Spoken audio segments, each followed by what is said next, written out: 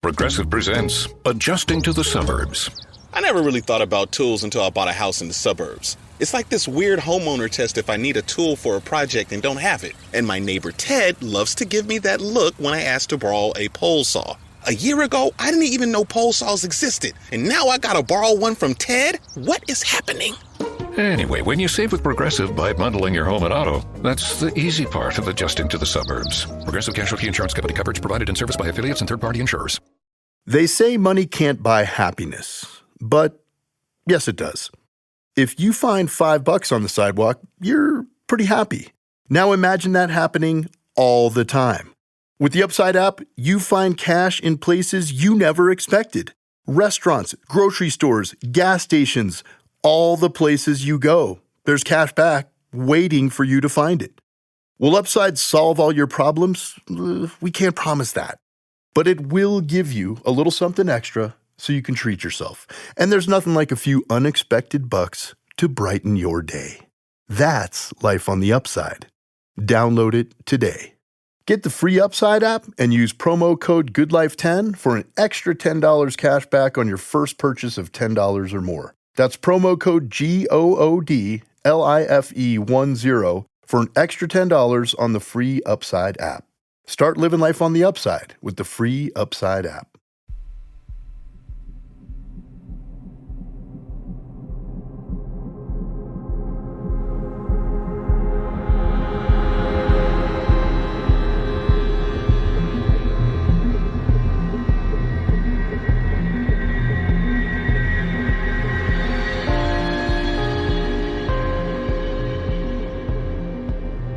Hello and welcome to episode 161 of Real Life Ghost Stories. To kick things off this week, we need to thank our newest Patreon subscribers. I would like to thank Sonia Dryden, Lee Sutton, Adam West, Marion Diaz, Rosie Wright, Emily Plorde, Riley Trent, Gillian Sheffer, Disco Sister, G. Reed, Natasha, Jennifer Scott, Laura Thomas, Adriana Perez, Alison Von Ende, Melissa Homan, Jessica Chalice, Michael Stacey, Sheena Galagos, and Jana Reed. Thank you so much for subscribing to the Patreon. I love you and appreciate you every single day. And we have got a promo this week, which I am very excited about. You know I love a promo. And this week's promo is for 100 Horrors. So if you like longer form comedy film reviews that are all centered around horror films, then this one is for you. Have a listen to their promo and make sure you go and listen and subscribe. Hey! Hello! Welcome to 100 Horrors, a comedy podcast that seeks to rank the best 100 horror films of all time, as dictated to us by a poster that one of us owns. Every week we bicker over another film in an attempt to give it an overall scare factor and secure its place in the 100 Horrors list. With features such as...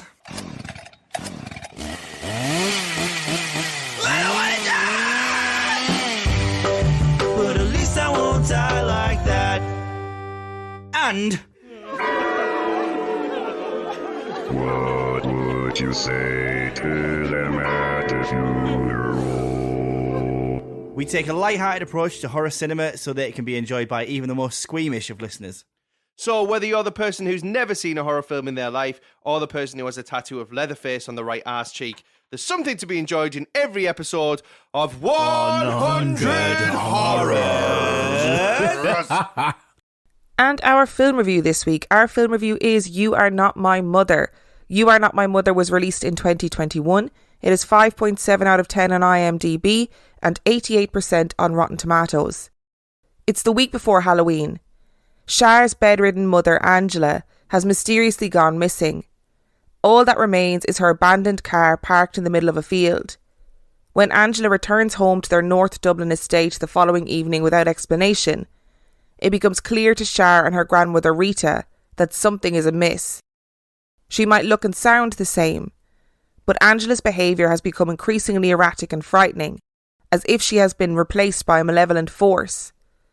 As Halloween approaches, a night steeped in ancient Irish myth and legend, Char must unearth the dark secrets of her family in order to uncover the truth behind her mother's disappearance and save her, even if it means potentially losing her forever. Okay, people, it is likes and dislikes time, and we're going to start with the likes. And look, let me tell you, I loved this film.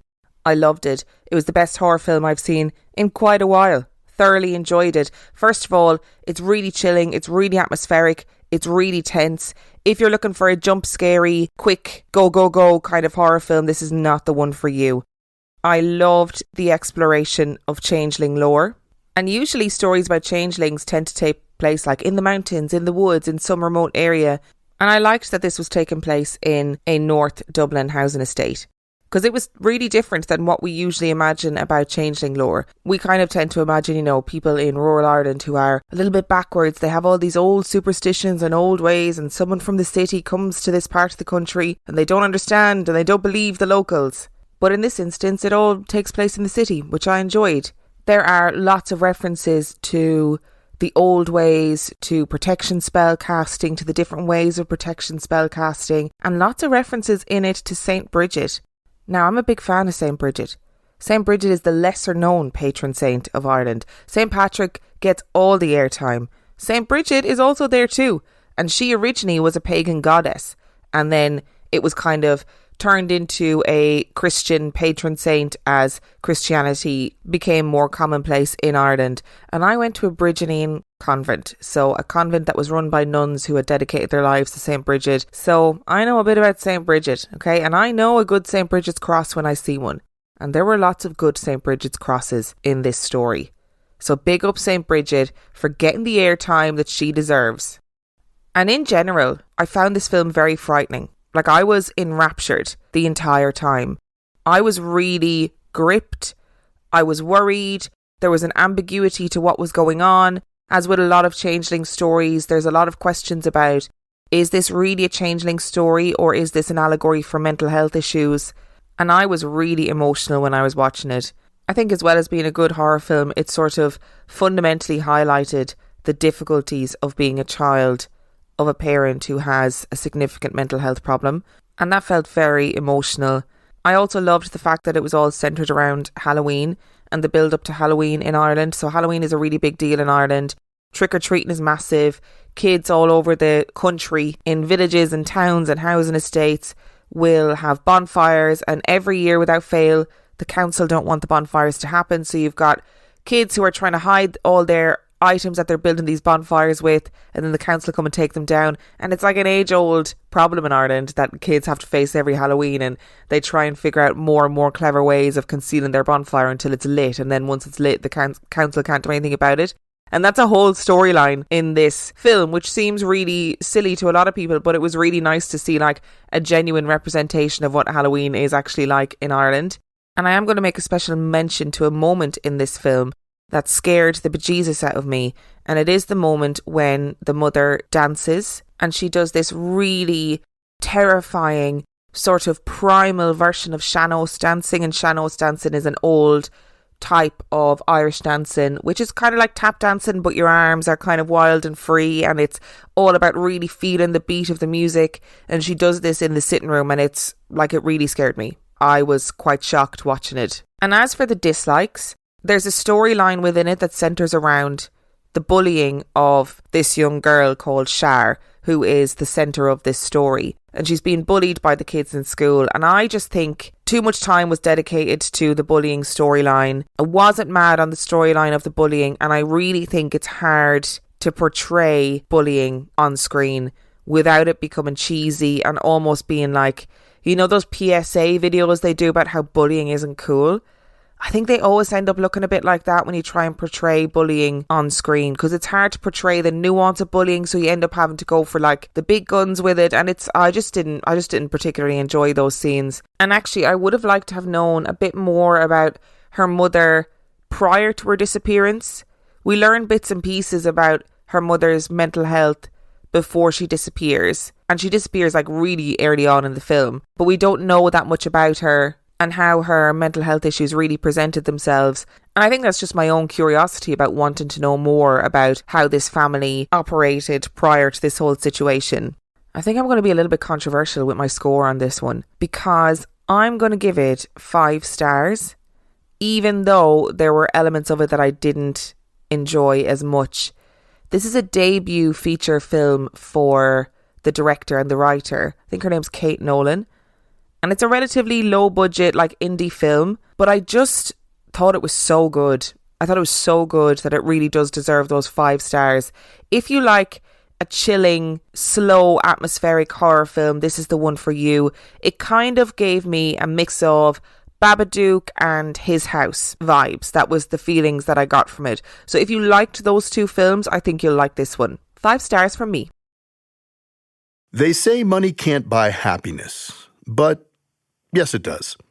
If you find $5 on the sidewalk, you're pretty happy. Now imagine that happening all the time. With the Upside app, you find cash in places you never expected. Restaurants, grocery stores, gas stations, all the places you go. There's cash back waiting for you to find it. Will Upside solve all your problems? We can't promise that. But it will give you a little something extra so you can treat yourself. And there's nothing like a few unexpected bucks to brighten your day. That's life on the Upside. Download it today. Get the free Upside app and use promo code GOODLIFE10 for an extra $10 cash back on your first purchase of $10 or more. That's promo code GOODLIFE10 for an extra $10 on the free Upside app. Start living life on the Upside with the free Upside app. With everything you have on your plate, earning your degree online seems impossible. But at Grand Canyon University, we specialize in helping you fit a master's degree in education into your busy day. Your graduation team, led by your own GCU counselor, provides you with the personal support you need to succeed. Achieve your goals with a plan and team behind you. Find your purpose at Grand Canyon University. Visit gcu.edu. Which brings us to our story this week. I've kind of avoided doing this story because I knew it was going to be pretty difficult to wade through all of the information. In saying that, I knew nothing about this story until I did a bulk paranormal book buy from World of Books. And I saw this book and I thought, yeah, I'll throw it into the basket. Sure, we'll have a look and see how good it is.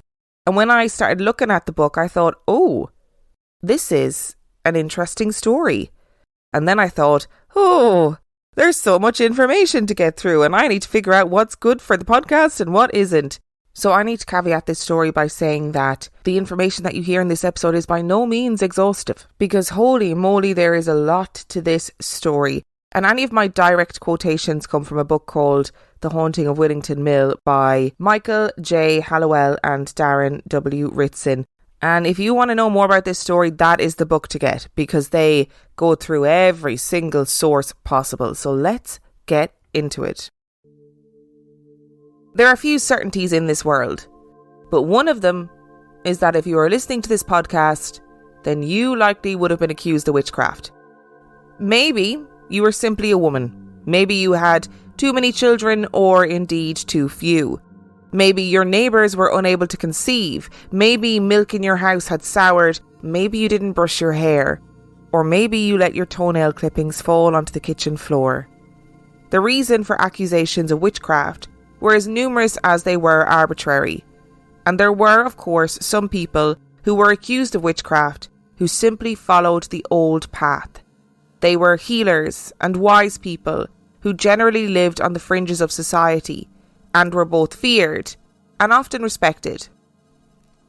This story is not a story about witch trials, but it starts with a witch, or at least what the villagers thought was a witch. Little is known about the Willington witch, but what we do know is that she was notorious. She lived on a plot of land in Willington in the early 1700s, and it would seem that people were really frightened of her.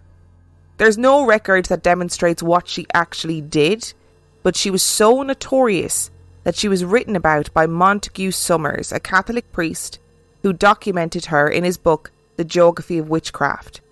There are also allegations that the Willington witch was so despised that she was even denied a deathbed confession and conversion, which was highly unusual at the time. After her death, the cottage was ripped down. Despite the fact that we've no real knowledge as to what the Willington witch was supposed to have actually done, her cottage and the land around where it sat was rumoured to have been cursed after she died, and the local people feared the consequences of disturbing the land. There is some speculation that the witch was actually a midwife named Mrs. Pepper. Mrs. Pepper was accused of witchcraft. She practiced a strange mix of Roman Catholicism and Wicca, and as a result people feared her immensely. We can also speculate that there was a perceived power with the knowledge of how to bring children into the world, and perhaps if things went wrong during the birth, an easy scapegoat to blame would be Mrs. Pepper. She was subsequently cleared of all her charges, and all records about her disappear, but at the same time as Mrs. Pepper disappeared from record, a man named Mr. Oxon built a cottage for his mother-in-law on Willington Quay. Willington Quay was just an average small village of average people, and it had everything you could possibly need. The Willington Mill was built in either 1800 or 1806, but there is evidence that the new mill was built on an existing mill. Right from the offset, the mill had a bad reputation. Locals talked about a dark aura that resided above it, a dark cloud that hung over the building, and there were rumours that during the construction of the building, a woman had been brutally murdered and maybe hidden in the walls. These rumours were unsubstantiated, but they persisted nonetheless. And of course, there was the rumours that the land around the mill had been cursed by an evil witch 100 years before. The new mill was constructed by 3 men, Joseph Proctor, Joseph Unthank, and William Brown. It is rumoured that the alleged murder of the woman in the construction of the mill was connected to the Brown family, and it is true that Brown inexplicably left the business while it was thriving and moved his family away. After Brown left, the Unthank family moved in. There is record that Unthank was warned that the mill was haunted prior to him moving his family in, but he was undeterred by the rumours. While Unthank was living in the house, the family began to hear and see strange things. Unthank reported that he heard a mangle going all night long, and was so perturbed by it that he inquired with the housekeeper as to whether anyone in the household was operating a mangle all night, or whether there was a mangle in the house at all. There was no mangle in the house, and no machine that would be making the kind of noise that he described. We also know for a fact that in the time that Joseph Unthank and his family lived in the 3-storey mill, they never used the 2nd floor, and they kept a room on the 3rd floor permanently locked, even going as far as bricking up the windows. Eventually, Joseph Unthank moved his family out of the house, and subsequently denied ever having any paranormal experiences in the building. After the Unthanks vacated the property, Joseph Proctor moved his family in. By 1842, Joseph Unthank and Joseph Proctor had passed away, and their sons, Charles Unthank and Joseph Proctor Jr., were left in charge of the mill. And this is where our story really begins. The Unthanks left the mill in 1831, and young Joseph Proctor moved in. After young Joseph Proctor died in 1875, his son Edmund discovered that he had kept a diary of all of the strange events that occurred in the mill. The following incidents took place over a period of 5.5 years. It started with the nursemaid. At night, she would be left to tend the baby in the nursery on the 2nd floor, and initially the noises she heard did not bother her. She simply assumed they were the sounds of the house settling, or the sounds of someone moving around upstairs. In the quiet of the night, she began to hear footsteps trudge across the floor above her head, but one night the footsteps were relentless. They paced back and forth across the floor, becoming more and more frantic. Heavy steps that were pounding up and down, until eventually a huge thud shook the nursery so much that the windows rattled. The combination of the windows rattling and the dawning realisation of where the steps were coming from were enough for the nursemaid to finally report her fears. The steps were coming from the locked room above, the room with the boarded up windows, and she knew for a fact that the door had been nailed shut as long as she had been there. And then Joseph Proctor Jr. had decided to open it up. The nails were removed from the door, and on entering the room, Proctor observed that there was no furniture and the window and the fireplace had been boarded up, as if to keep something in. Numerous times, staff had heard footsteps in what was to become known as the disturbed room. Staff would check the room and there would obviously be nobody there. As ideas about status at the time dictated, the worries and concerns of the staff weren't taken seriously and were seen to be the superstitions of local people. Until Proctor's wife heard the footsteps and the banging from the disturbed room while she was in the nursery. She wondered why the maid was cleaning out the room, and upon inquiry, she realised that there was no one in the room at all. This pattern continued. The maid who had witnessed the window rattle had quit her post soon after the incident, herself rattled by the continuous noises at night. When a new maid entered the household, Proctor forbade anyone in the house from mentioning the disturbed room to her. It was only a few days before she too inquired about the person continuously pacing in the disturbed room. The household eventually deduced that the sound was that of a man, pacing to the window and back again, and stomping angrily in heavy boots. And then the activity moved outside of the room and seeped into the rest of the house. Proctor and his wife settled down to bed one night and were barely in bed when a strange sound reverberated around their bedroom, the distinct sound of a mallet hitting wood at least 12 times. No cause for the sound could be determined. A few nights later, they settled the baby into the crib next to their bed. As Proctor stood over the crib to ensure the baby was settled, he heard the sound of metal clang against the leg of the crib, and the wood of the crib vibrated against his hands as they rested on the bars.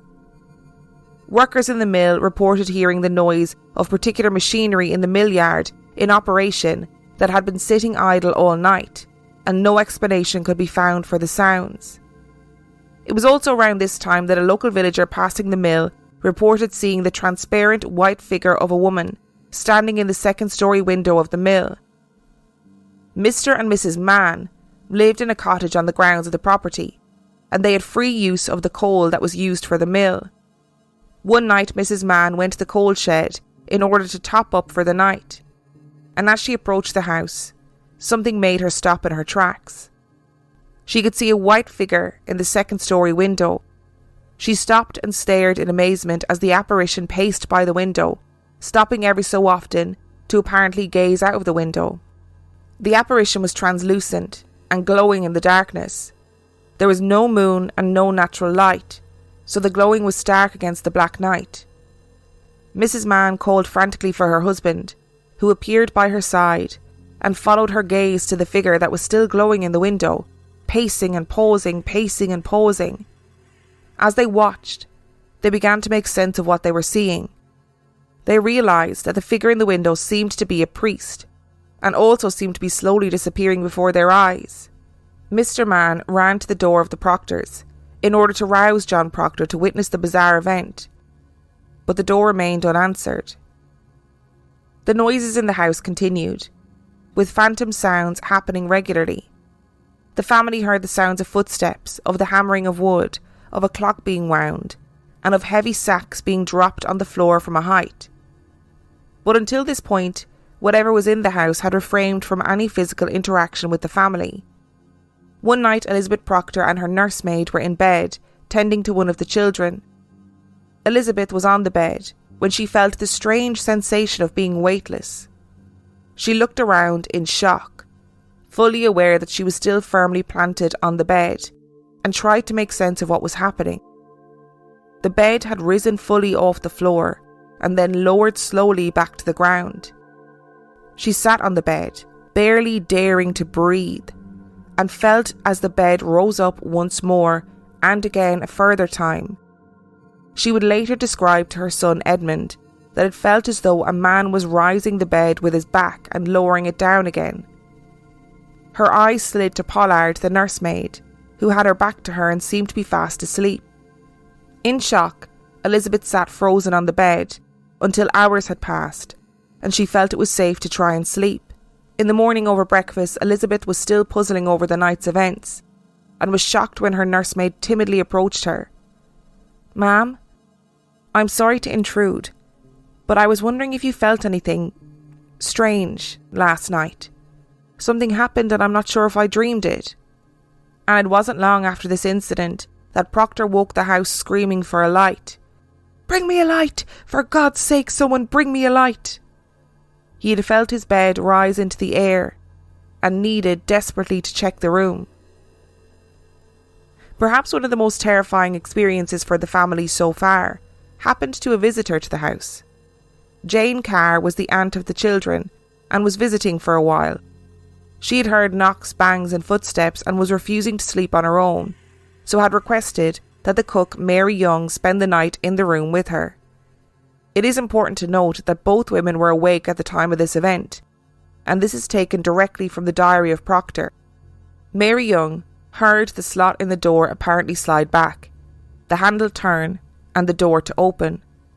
A rushlight was burning on the dressing table, but the bed was an old four-poster, and the curtains being drawn, nothing could be seen. A step then went to the rushlight, and appeared by the sound to snuff it, and then lay down the snuffers. In the act of the snuffing, the light was transiently obscured, as when the act is customarily performed. Jane C. then felt it raise up the clothes over her twice. Then they both heard something rustle the curtains as it went around the bed. On getting to Mary Young's side, she distinctly saw a dark shadow on the curtain. On getting to the bedboard, where Jane C. lay, a loud thump as with a fist was heard on it. Something was then felt to press the counterpane on Mary Young's side of the bed, the curtain being pushed in, but nothing more seen. Whatever the visitor might be was then heard to go out, seeming to leave the door open. In the morning they found the door still bolted, as it was left when they went to bed. In this occurrence, Jane C. heard and felt everything as described, but having her head under the bedclothes, could not see the shadow as her companion did. This incident felt different to the others. It felt dark and threatening. The purposeful snuffing of the lamp to obscure its identity, the shadow on the bed curtains, and the fist slamming against the board seemed darker than the other incidents. The poltergeist activity continued and escalated, with regular whistling being heard throughout the house, as well as the customary thumps and bangs. But little Jane, the Proctor's now 4.5-year-old daughter, began to talk about a head that she had seen at night time at the end of her bed. She described the head as being like that of an old woman, covered in a shroud of some sort. She said the head was watching her, and the old woman had raised a finger on each hand, pressing them together as she watched Jane in bed. Jane buried her head under the covers and eventually fell asleep. The children had all reported at various points hearing bangs and crashes around the house, but now they began to report hearing voices in the rooms with them. Voices that seemed to be saying strange and inconsequential words like, "Never mind," and "Come here." The children's beds were shaking at night time, and the banging, dragging and knocks continued. It was then that the family agreed to hold a vigil. The vigil was scheduled to occur on the 3rd of July 1840, when the Proctors and the majority of their staff were due to be on holiday. Edward Drury, a local and respected doctor, and chemist Thomas Hudson were the two men who would take part in this vigil. The strange part about this section of this curious little tale is that neither Hudson nor Drury knew the other one was going to be there, and they seemed to have not liked each other very much. Even stranger than this is that Joseph Proctor also turned up at the house, despite having to travel a really long way back earlier than his family from his trip. Despite organising with the remaining staff that these two men would be staying, and despite the men not knowing that he was going to be there. The men sat down to eat prior to commencing the vigil, and it is suggested that prior to the dinner, both men were sceptical about the validity of the alleged haunting. But after listening to Proctor's testimony over dinner, they were convinced by his earnestness that the haunting was very real. At around 11 p.m, Drury and Hudson made their way upstairs and settled themselves opposite the door to the disturbed room, where Proctor believed much of the activity was emanating from. For a while there was nothing. Sounds that they heard could have been credited to the house, machinery nearby, or the sound of wagon wheels, so they dismissed them immediately. But then sounds began that they could not rationalise. They heard the pitter-patter of bare feet running across the wooden floorboards. They heard and felt raps on the floorboards beneath their feet. Coughing and rustling came from the empty corridors, as if someone wearing a bustling dress was sweeping down the hallway. And then Drury saw her. Hudson had opted to close his eyes and doze for a few minutes, and Drury picked up his pocket watch to check the time. As he put his pocket watch away, he described something momentous. In taking my eyes away from the watch, they became riveted upon a closet door, which I distinctly saw open, and also saw the figure of a female attired in greyish garments, with the head inclining downwards, and her left hand pressed upon her chest as if in pain. The other, the right hand, extended towards the floor with the index finger pointing downwards. It advanced, with an apparently cautious step across the floor towards me. Immediately as it approached my friend who was slumbering, its right hand was extended towards him. I then rushed at it, giving at the time, as Mr. Proctor states, a most awful yell, but instead of grasping it, I fell upon my friend, and I recollected nothing distinctly for nearly 3 hours afterwards. I have since learned that I was carried downstairs in an agony of fear and terror. With the vigil being a success, word was fast spreading in the area about the haunting of Willington Mill, and of course people suspected a decades-old curse from a long-dead witch. But for the Proctor family, they were forced to continue living in this cursed place, dealing with the constant poltergeist activity. Elizabeth was plagued with episodes of sleep paralysis, which terrified her deeply. The children began to report more and more activity. Little Joseph reported hearing his own name being called, in his own voice, which deeply terrified him. Little Joseph and Henry reported seeing a white face peering down at them between the banisters of the stairs, and as they watched, the creature, whatever it was, seemed to bound away down the corridor with huge leaps. More alarmingly, little Joseph reported that when he entered his bedroom one day, there was a woman sitting on his bed, staring at him, except that she had no eyes, only empty black holes where her eyes should be. The toddler, Edmund, became absolutely petrified of his crib and would scream and cry at something that no one else could see. He regularly talked about a funny cat that no one else could see and would follow it around and search for it under chairs and tables. A local woman reported seeing a strange cat-like creature that was larger than a domestic cat and had an elongated snout and was snow white. It walked through a closed gate onto the Proctor's property, where it was seen by Joseph Proctor and was also seen a number of times in and around the property. Similarly, a man who was courting Mary Young at the time reported seeing a similar creature, and when he swung his foot to kick at it, his foot went through the creature and the creature disappeared. He got such a shock that he thought it was best to report it to Mr. Proctor just in case. And then there was a monkey. It is not often that we come across a phantom monkey in any of these stories, but that is exactly what happened here. The children were in their playroom together, and little Joseph was sitting on top of a dresser when he felt something tug at his trouser leg. And when he looked down, it was a monkey. He screamed and jumped down from the dresser, and the children gave chase after the monkey as it bounded out the door and into another room. They saw it disappear under the bed. The children were found running around frantically searching for this monkey that they swore they saw. To be honest, I probably wouldn't have included this encounter if it wasn't for what Edmund wrote about it later. He said, "Now it so happens that this monkey is the first incident in the hauntings, or whatever they may be termed, of which I have any recollection. I suppose it was or might easily be the first monkey I had ever seen, which may explain my memory being so impressed that I have not forgotten it.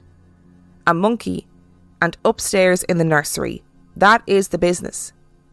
My parents have told me that no monkey was known to be owned in the neighbourhood, and after diligent inquiry, no organ man or hurdy-gurdy boy, either with or without a monkey, had been seen anywhere about that place or neighbourhood, either on that day or for a length of time. Although I freely admit that the evidence of an infant barely 2 years old is of very small import, yet I may say I have an absolutely distinct recollection of that monkey, and of running to see where it went to, as it hopped out of the room and into the adjoining blue room. We saw it go under the bed in that room, but it could not be found or traced anywhere afterwards. We hunted and ferreted about the room and every corner of the house, but no monkey or any trace of one was more to be found.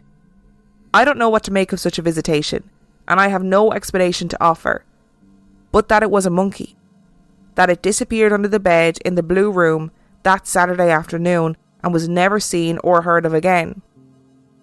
This is not merely from my childhood recollection, but from the repeated confirmation of my brothers and sisters in afterlife.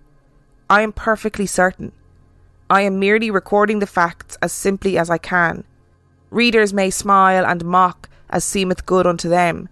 I cannot alter what has taken place to suit either them or anyone else. The noises and disturbances continued. Little Joseph reported that an old man had appeared in his bedroom, and in a separate incident, he reported that he had seen a version of himself pacing around his bedroom silently, but little Joseph was too petrified to call out to anyone for assistance.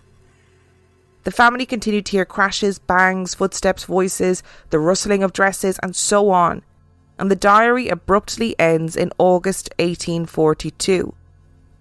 Edmund added a note to state that although the diary ended, the family had indeed witnessed more phenomena around the house and grounds. The Proctor family left the grounds in 1847. Now, I don't normally include the testimony of psychics in stories like this as evidence, but there is an interesting story of a psychic attached to the Willington Mill. The Society for Psychical Research published an interesting little tale about a man identified as Dr. F, who had discovered through hypnotism sessions that a woman named Jane seemed to possess psychic abilities. Jane had approached him about her inability to sleep soundly, and he suspected that she was clairvoyant. He knew of the case of the Willington Mill and decided that he would use the story of the Willington Mill to try and understand Jane's alleged abilities. Jane knew nothing of what the content of the session would be prior to beginning it, and the full transcript of the sessions were printed by the Society for Psychical Research. In these sessions, Jane recounted the following about Willington Mill. A Quaker man had lived there and had fled the house after seeing apparitions of a woman. A woman not married to the gentleman had died in the house, and Jane was of the opinion that the man of the house had something to do with her death. A lady with white skin flits around the house, and Jane described her as having eyes but having no sight. Jane advised that the woman was connected to the cellar. Something had happened in the cellar, some mischief, and that woman was connected to the cellar. Jane also saw another woman in the house, and the woman was violently angry, and she somehow was connected to animals. Jane suggested that she had a monkey and an animal that resembled a cat, but it wasn't a cat, but she couldn't identify what the animal actually was. She said there was a man in the house that would stomp around angrily and that he was a priest. Brown, Unthank and Proctor were all indeed Quakers. And here's the interesting bit. There is a cellar in Willington Mill, and it is never mentioned in the diaries. At some point, while he was a resident there, Joseph Proctor ordered the excavation of the cellar, and during the excavation, the workers found a large stone slab that they believed was concealing something. When the slab was discovered, Proctor immediately called off the investigation and bid the workers to down tools, and the slab was never investigated. So like I said before I started this story, I really had to strip it back. And I'm sorry about the confusion about the names, but there were like Josephs everywhere, and then suddenly the original Joseph and Joseph died, and then their sons got involved, so it was all a bit confusing. So let's break it down again. You had Joseph Unthank, Joseph Proctor and William Brown built this mill. Originally the Browns lived there, and then the Browns left, but they also completely broke off from the business altogether, which seemed to be a very strange thing to do when the business was thriving. Then you have the Unthanks moved in, and then the Unthanks moved out. Eventually, Unthank and Proctor of the original trio die, and their sons, also Joseph Proctor and Charles Unthank, take over the business, and Joseph Proctor Jr. and his family move into the house, which is where this story comes from. Joseph Proctor keeps a diary of everything that happens, and then when he dies, Edmund finds the diary and decides that he wants to release the diary. The info for all of this story comes from a book called The Haunting of Willington Mill by Michael J. Hallowell and Darren W. Ritson, and also a book called Extreme Hauntings by Paul Adams and Eddie Brazil. So I've got lots of thoughts about this story. The first thought is, the diary is said to be written as and when these things happen. So the implication being that every time an event happened, Joseph Proctor wrote it down in his diary. The thing is that there's loads of strange discrepancies in the diary. Like the dates are all written in a different format throughout, which is a bit odd, but I kind of get it's over 5.5 years. And sometimes I change like my signature, sometimes I change the way I write dates down, you know, the order in which the dates are written down. Or do you write like the 1st of December and write the word December, or do you write 12? You know what I mean? There's all different ways that you can write dates. So it is odd, but it's also understandable. The thing that's really weird about it is that a lot of the incidences involving the children seem to have been written after the events took place. So for example, there's one entry where it says Joseph Proctor saw, you know, a woman in his bedroom and he was approximately 8 years old at the time. It doesn't really make sense that you would write he was approximately 8 years old at the time of the event if you're writing it at the time of the event. You'd surely say he is 8 years old. And there's lots of little weebly bits like that that don't really make sense. So is it possible that he wrote the diary after the events happened? Yeah, I think that's pretty possible. I think the idea of framing it so that it's seen to be written like instantaneously was probably done to give it an air of honestness and earnestness and validity, but I don't know if it's necessarily true that it was all written at the same time that these events took place. There are times as well where Joseph Proctor refers to himself in the first person, but then he refers to himself inexplicably in the third person in other parts of the diary. So at some points he refers to himself as I, and other points he refers to himself as JP or Joseph Proctor. So I wonder, did Elizabeth write some of it, which would have been Joseph Proctor's wife? Or did Edmund write some of it? And there is also a huge chunk of the diary missing. So the diary stops really abruptly. Edmund states that the diary was found by somebody. He doesn't necessarily say that he found it himself. I think there's often an assumption that Edmund found the diary. But is it possible that Elizabeth found the diary and removed some of the evidence from the diary? Or that the diary was simply lost, like elements of it were lost? It's hard to know. But either way, there is something about the diary and the way the diary is kept and the discrepancies throughout the diary and the fact that some of it is missing that just pique my interest. There are also individual incidents within the diary that make me question things. So there is the testimony of Mr. and Mrs. Mann, who report to have seen the figure of a priest in the window. And in that particular testimony, Mr. Mann went and ran to the door and knocked on the door to wake the Proctors up. And you're telling me that nobody in that house opened the door? It can't have been that late, first of all, if Mrs. Mann was out getting coal for the fire for the rest of the night. Second of all, that is a house that is very clearly documented to have staff in it. To have maids, they would have had cooks in the kitchen, they had nursemaids, and you're telling me that nobody in that house opened the door? It just seems really odd. I know it's like a tiny detail, but it seems really strange that no one would open the door in that incident, especially if you are living at the mill that is your place of business. You would think that emergencies could happen in the middle of the night that you would need to be aware of. So not opening the door just seems just a really strange thing to have happened. There's another really odd entry in the diary that just says the children saw an object and followed it, but it doesn't say anything about what the object was or why the children followed it or whether the object was like an apparition or something else. But there is this account of what happened that was published by a journalist a couple of years later, and it was a really scathing account. And in that really scathing account, the journalist talks about the children seeing household items floating and dancing through the air, like tongs for the fire and stuff. So if that happened, why would it not be included in the diary? Like, why would he not give descriptions of those incidents? Or maybe he just thought the children were exaggerating. Like, maybe he thought the children were overexcited or being particularly imaginative, wanted to make a note of it just in case. And the whole thing with the vigil is so strange. So basically, Dr. Drury seems to have contacted Proctor and said, I've heard that stuff's going on in your house. I'd love to come and visit to do a vigil overnight. And Proctor's like, yeah, fine. My family's going to be on holidays. I'm going to be away. None of us are going to be here. So you're welcome to come to the house. I'll let the servants know. And then randomly, this Mr. Hudson, the local chemist, shows up in order to do the same vigil. And honestly, the account of their vigil is absolutely hilarious. Like, they very clearly hated each other. At one point during the vigil, they stopped talking for like 3 hours because they're winding each other up so much. Hudson brought a brace of pistols so that he could accidentally let them fall onto the floor in front of people to sort of threaten them into not faking anything. I don't know what he thought was going to happen or how he had seen this play out in his head.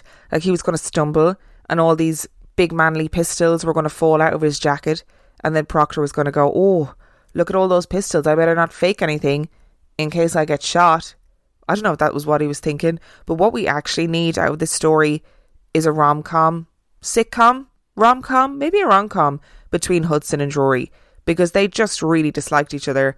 And the fact that they really disliked each other was very entertaining and palpable during the story.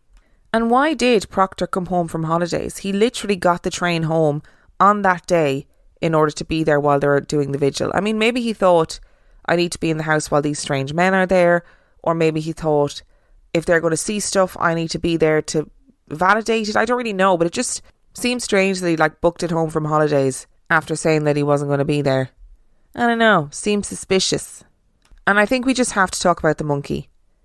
It's so outrageous. It's such an outrageous incident. But it's also so compelling because it's so outrageous.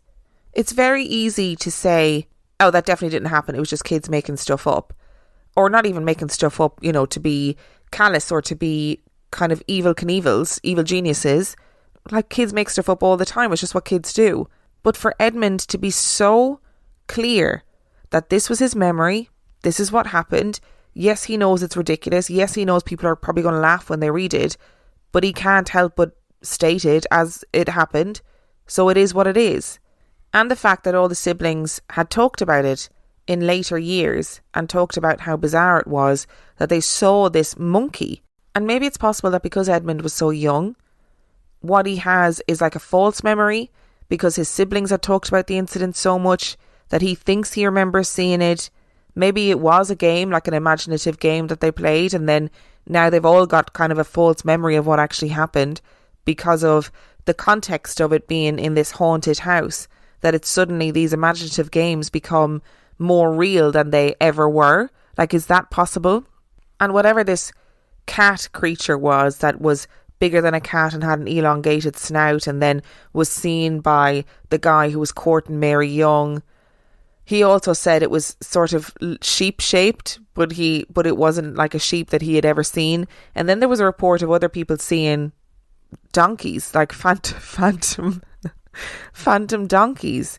But I don't really know how to make phantom donkeys not funny, That's why I didn't include it in the story.